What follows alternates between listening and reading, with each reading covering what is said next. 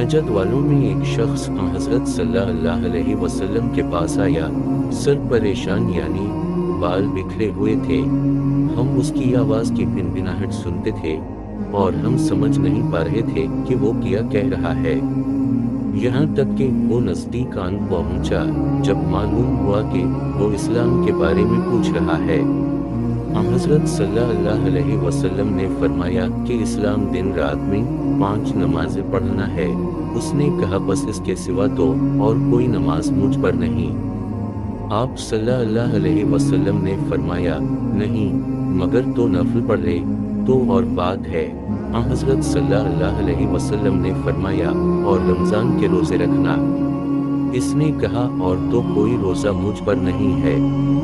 आप सल्लल्लाहु अलैहि वसल्लम ने फरमाया, नहीं मगर तो नफल रोज़े रखे तो और बात है। तलहा ने कहा और हज़रत सल्लल्लाहु अलैहि वसल्लम ने इससे ज़कात का बयान किया। वो कहने लगा कि बस और कोई सदका मुझ पर नहीं है। आप सल्लल्लाहु अलैहि वसल्लम ने फरमाया, नहीं मगर ये कि तो नफल सदका दे तो और बात है।